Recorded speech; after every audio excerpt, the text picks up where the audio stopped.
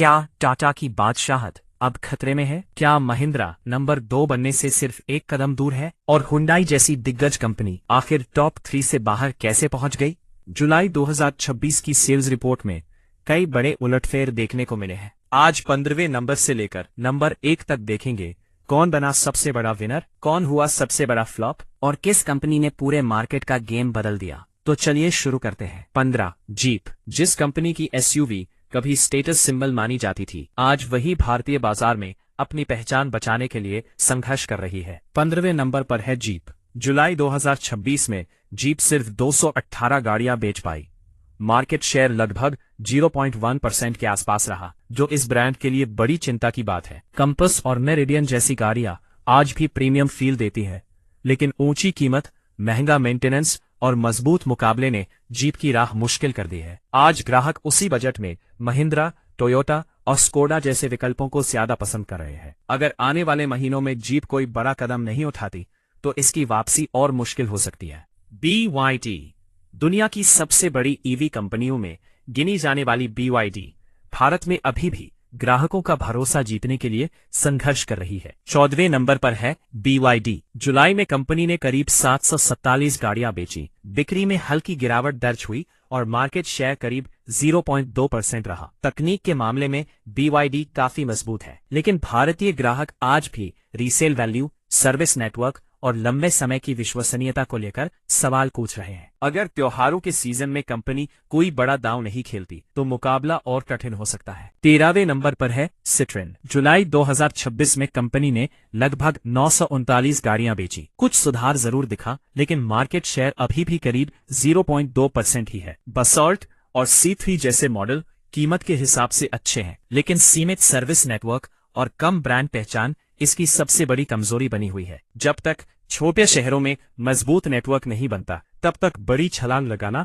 आसान नहीं होगा। 12वें नंबर पर है विनफास्ट। जुलाई 2026 में कंपनी ने करीब 1480 गाड़ियां बेचकर शानदार शुरुआत की। नए ब्रांड के लिए ये आंकड़ा काफी सकारात्मक माना जा रहा है। आकर्षक कीमत और मॉडर्न डिजाइन की वजह से कई ग्राहक इस ब्रांड की तरफ देख रहे हैं, लेकिन असली चुनौती अब शुरू होगी। गाड़ी बेचना आसान है, असली टेस्ट तब होता है जब हजारों ग्राहक सर्विस और स्पेयर पार्ट्स के लिए शोरूम पहुंचते हैं। क्या विनफास्ट आने वाले महीनों में टाटा और MG के लिए नई चुनौती बनेगी, या फिर शुरुआत के बाद इसकी रफ्तार धीमी पड़ जाएगी? इसका जवाब हमें अगले कुछ महीनों में मिल जाएगा। 11वें नंबर पर है रेनॉल्ट। जुलाई 2026 में रेनॉल्ट ने करीब 3293 गाड़ियां बेची। पिछले महीने के मुकाबले बिक्री में गिरावट देखने को मिली और मार्केट शेयर करीब 0.9% रहा। क्विड और टाइगर आज भी वैल्यू फॉर मनी मानी जाती है, लेकिन बढ़ते कंपटीशन और सीमित लाइनअप ने कंपनी की रफ्तार धीमी कर दी है।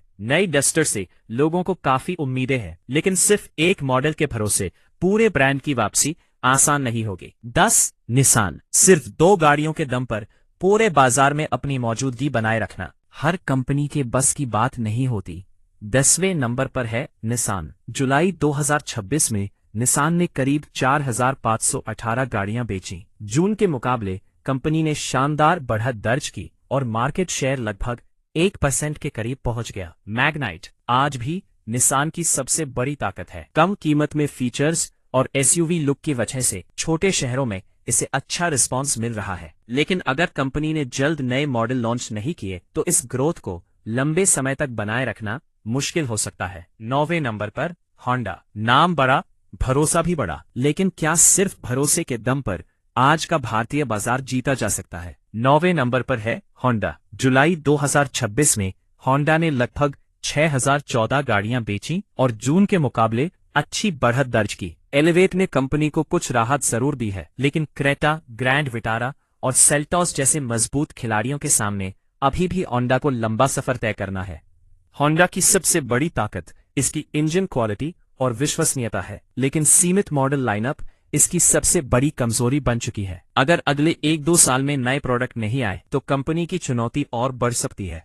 8वें नंबर पर है MG मोटर। जुलाई 2026 में MG ने करीब 8158 गाड़ियां बेची और पिछले महीने के मुकाबले अच्छी ग्रोथ दर्ज की। मार्केट शेयर लगभग 1.7% रहा। विंजर EV, कॉमेट EV और हेक्टर की वजह से एमजी लगातार ग्राहकों का ध्यान खींच रही है। हालांकि बढ़ती ईवी प्रतिस्पर्धा के बीच कंपनी के सामने सबसे बड़ी चुनौती अपनी ग्रोथ को लगातार बनाए रखना होगी। लेकिन अब शुरू होने वाला है असली मुकाबला, क्योंकि अगले नंबर पर मौजूद ब्रांड्स हर महीने हजारों नहीं बल्कि लाखों ग्राहकों की पसंद बन रहे हैं। 7 स्कोडा प्लस वोल्क्सवैगन, ड्राइविंग के शौकीनों की पहली पसंद, लेकिन आम भारतीय परिवार की पहली पसंद बनने में आज भी नाकाम। 7वें नंबर पर है स्कोडा और वोल्क्सवैगन। जुलाई 2026 में दोनों ब्रांड्स ने मिलकर करीब 8,178 गाड़ियां बेची। पिछले महीने के मुकाबले हल्की गिरावट देखने को मिली और मार्केट शेयर लगभग 2% रहा। स्लाविया,